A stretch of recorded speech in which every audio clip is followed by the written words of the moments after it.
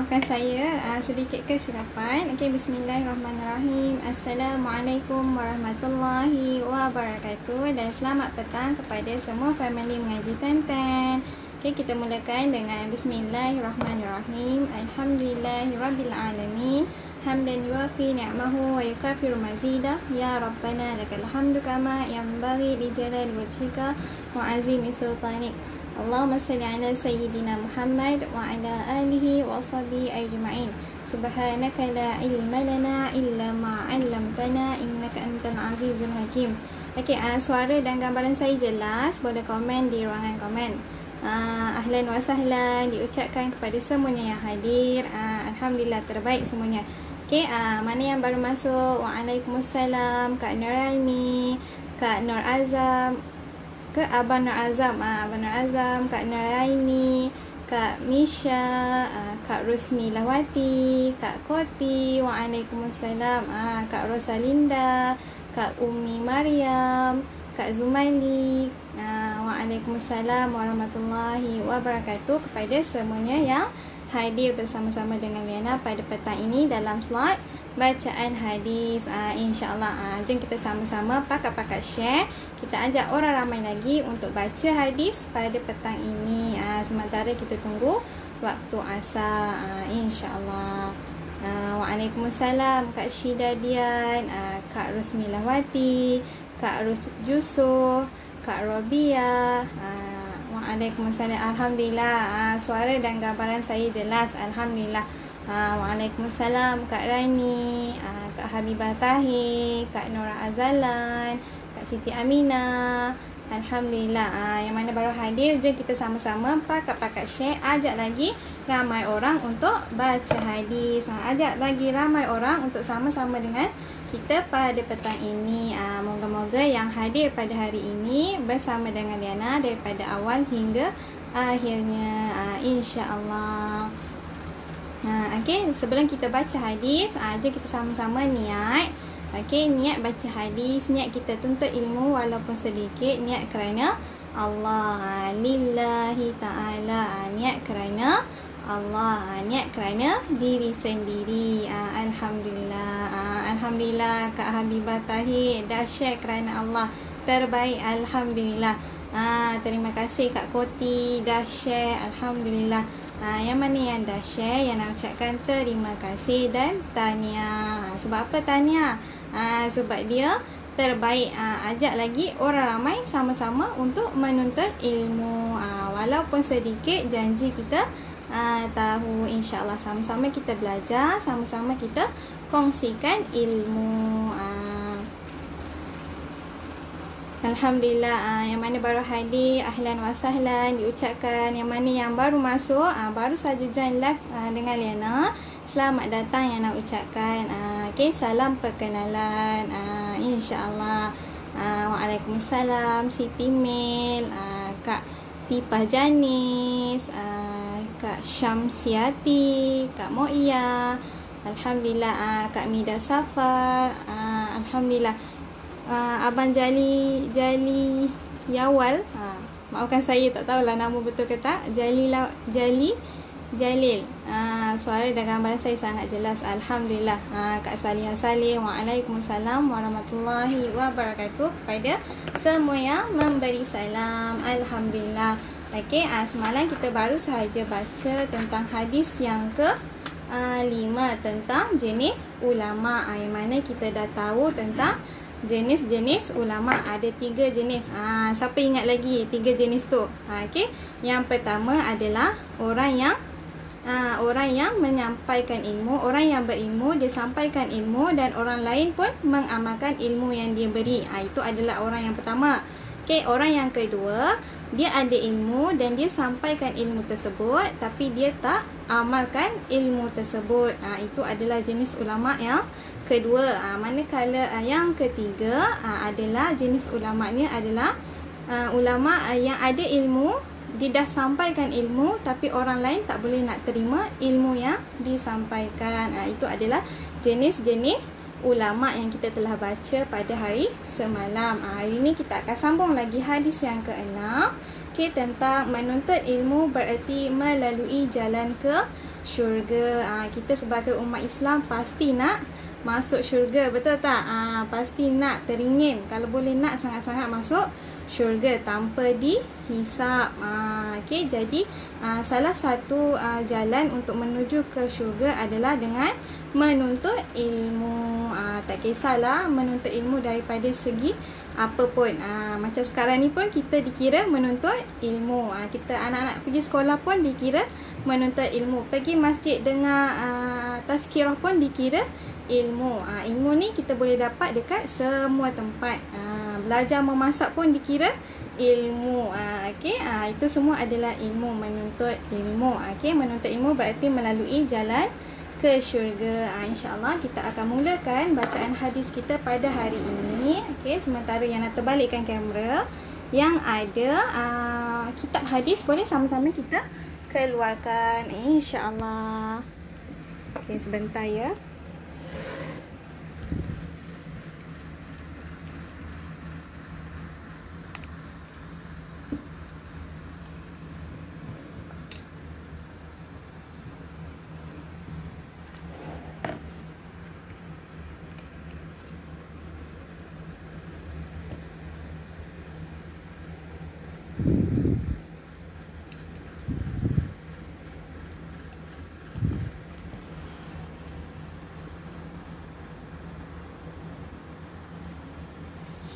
Okey, boleh komen gambaran jelas, singit ke boleh komen. Yang mana baru hadir, ahlan wa sahlan diucapkan. Okey, jom kita sama-sama pakat-pakat share, insya-Allah.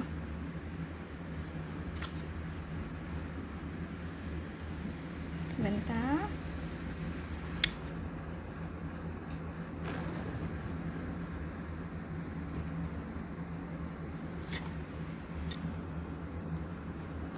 Okey, jelas? Okey, kalau dah jelas boleh komen di ruangan komen. Ahlan wa sahlan yang mana baru masuk. Belum terlambat lagi. Waalaikumsalam. Kak Titian Sirat. Allah, nama Titian Sirat. Alhamdulillah. Kak Tipa Janis, Kak Nusura, salam perkenalan diucapkan. Waalaikumsalam Kak Rohana, Kak Maryam Ismail. Waalaikumsalam warahmatullahi wabarakatuh kepada semua yang memberi salam. InsyaAllah, jom kita sama-sama baca hadis yang ke-6, iaitu tentang menuntut ilmu berarti melalui jalan ke syurga. Kita nak tahu jalan macam mana orang yang menuntut ilmu ini. Okey. Okey, gambar kurang jelas. Okey, sebentar. Nak saya zoomkan lagi ke?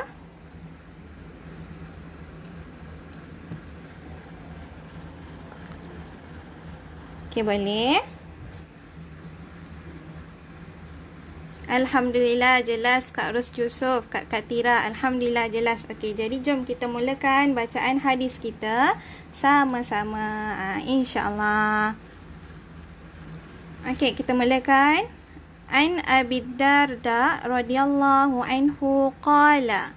Okey, kita ulang balik. An Abi Darda radhiyallahu anhu qala. Okey, sami'tu Rasulullah sallallahu alaihi wasallam yaqulu man salaka tariqan yatlubu bih ilman salakallahu bih tariqan fi turukil jannah. Okey, kita ulang balik. Sami'tu Rasulullah sallallahu alaihi wasallam yaqulu man salaka tariqan yatlubu bih ilman salakallahu bih tariqan min turukil jannah. Okey, wa innal malaikata la tad'u ajnihataha riddan li talibil ilm. Maafkan saya. Okey, kita ulang balik. Wa innal malaikata la tad'u ajnihataha riddan li talibil ilm. Wa innal alima la yastaghfiru lah man fis samawati wa man fil ard wal hitanu fil jawfil ma'. Okey, wa inna fadlal alimi 'alal 'abid ka fadlil qamari lailatal badr 'ala sa'iril kawakib. Okey, boleh teruskan lagi? Saya laju sangat ke? Okey. Hadis ini dia panjang sikit. Okey. Sambung lagi. Wa innal ulama warasahul anbiya wa innal anbiya lam yuwarrisu dinaran wala dirhama walakin warasul ilm faman akhazahu ahaza bihazin bihazin wafiz. Daripada riwayat Abu Daud dan Tirmizi dan juga Majah. Alhamdulillah. Okey, daripada hadis tadi, okey, dia membawa maksud. Okey, sebentar. Okey, jelas. Okey, dia membawa maksud, artinya daripada Abu Darda radhiyallahu anhu. Daripada Abu Darda radhiyallahu anhu. Beliau berkata, aku telah mendengar Rasulullah sallallahu alaihi wasallam bersabda. Okey, Abu Darda ni dah mendengar Nabi Muhammad sallallahu alaihi wasallam bersabda. Okey, siapa yang melalui satu jalan untuk menuntut ilmu, bererti dia telah menjalani satu jalan daripada jalan-jalan syurga. Nabi bersabda, siapa yang melalui satu jalan untuk menuntut ilmu, berarti dia telah melalui satu jalan menuju ke syurga. Masya Allah. Okay, sesungguhnya para malaikat menghamparkan sayapnya kerana redha bagi orang yang menuntut ilmu. Manakala seluruh makhluk yang ada di pelusuk langit dan bumi meminta ampun bagi orang yang alim, iaitu orang yang berilmu. Okay, sehingga ikan yang ada di laut turut mendoakannya. Sesungguhnya kelebihan orang yang alim ini, okay, berbanding orang yang abid. Orang yang alim ni adalah orang yang mengetahui, orang yang berilmu, dan orang yang abid ni adalah orang yang mengerjakan ibadah. Okay, orang yang alim ini lebih hebat daripada orang yang abid. Seperti kelebihan bulan purnama atas sekalian bintang-bintang. Sesungguhnya ulama itu pewaris Nabi. Sesungguhnya para Nabi itu sebenarnya tidak mewariskan dinar, wang emas, dan dirham ataupun perak. Okay, daripada hadis ni dia ceritakan tentang para Nabi ni tak wariskan kita dengan harta. Okay, tak mewarisi kita dengan kekayaan, tetapi yang diwariskannya adalah ilmu. Maka sesiapa yang mengambil ilmu berarti dia telah mengambil habuan yang paling sempurna. Masya Allah. Riwayat Abu Daud, Tirmizi dan Ibnu Majah. Kat sini ada 3 perawi. Okay, daripada Abu Daud, Tirmizi dan Ibnu Majah. Alhamdulillah, kita dah habis baca hadis mengenai menuntut ilmu adalah satu jalan ke syurga. Okey.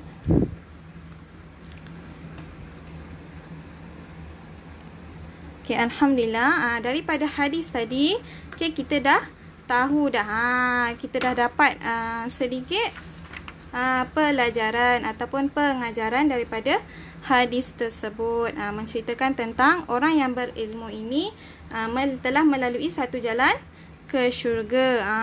Alhamdulillah. Okey, sebentar.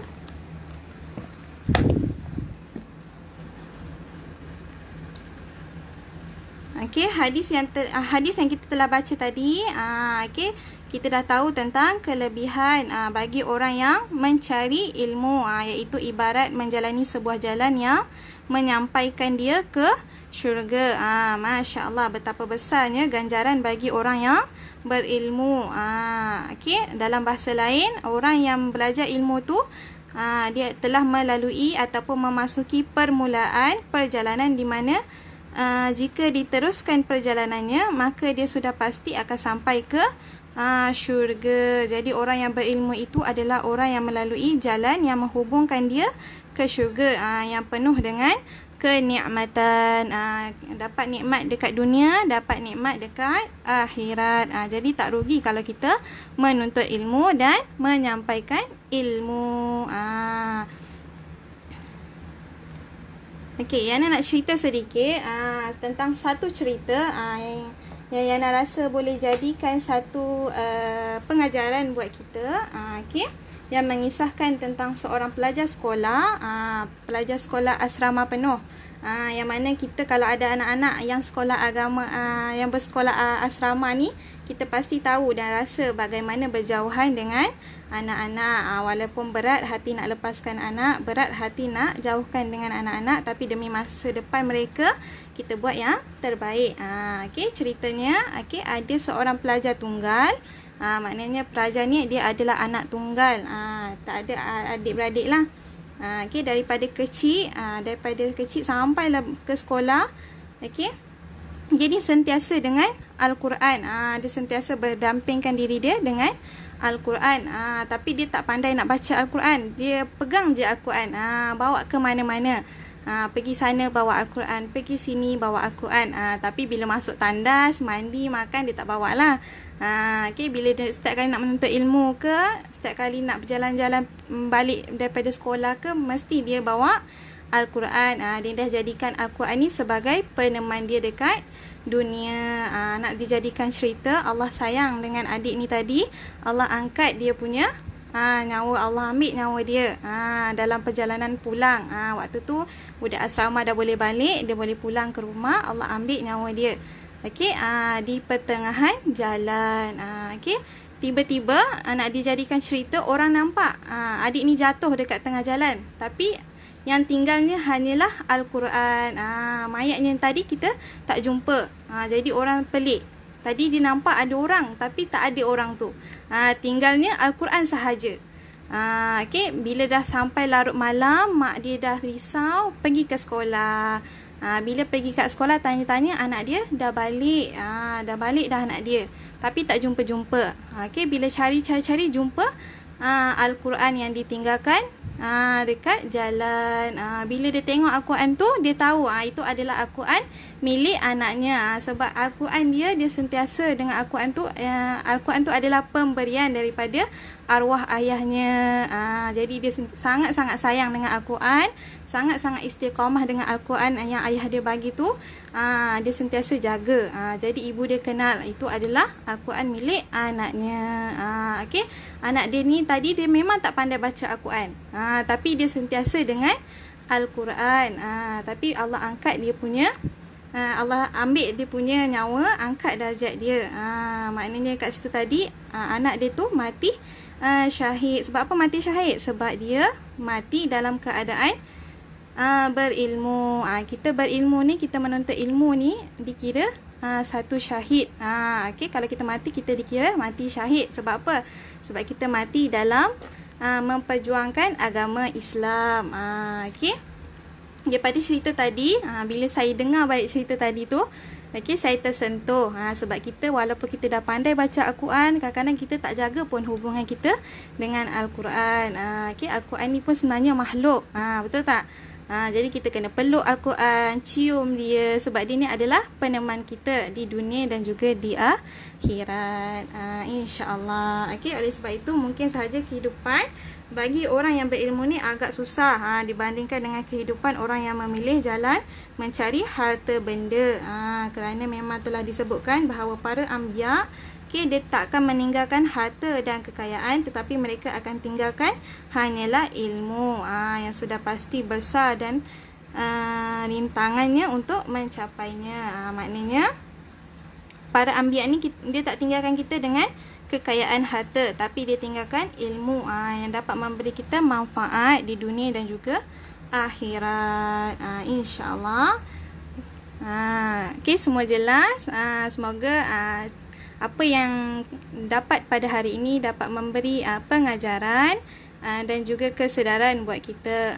Okay, sebab apa? Sebab ilmu Allah ini adalah luas. Maafkan saya.